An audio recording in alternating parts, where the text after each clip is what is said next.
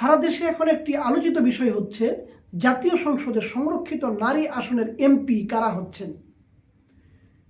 বিধি অনুযায়ী বাংলাদেশ জাতীয়তাবাদী দল বিএনপি ৩৬ জন এবং বাংলাদেশ জামায়াত ইসলামী ১২ জন, এনসিপি ১ জন এবং স্বতন্ত্র সংসদ সদস্যরা মিলে একজনকে প্রতিনিধিকে সংরক্ষিত নারী আসনের এমপি হিসাবে নির্বাচিত করতে পারবেন।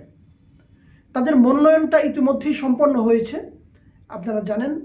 তো এখানে কিন্তু ঘুরে ফিরে আসে যে এই সংরক্ষিত নারী সংসদ সদস্যরা সংসদে আসলে কি কি সুবিধা পাবেন।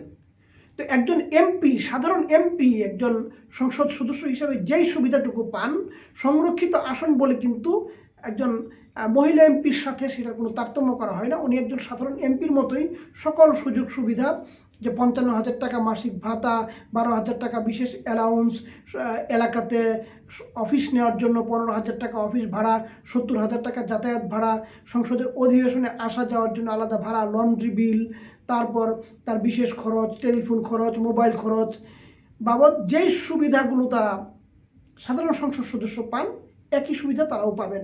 সংসদের ভিতরে শীতকালীন অধিবেশনে রাষ্ট্রপতির ভাষণে ধন্যবাদ প্রস্তাবের উপর আলোচনা, তারপর জাতীয় বাজেট যখন প্রণীত হয় সে বাজেটের উপর যে আলোচনার জন্য যে সুযোগটুকু তারা পান সেটাও তারা উপভোগ করেন।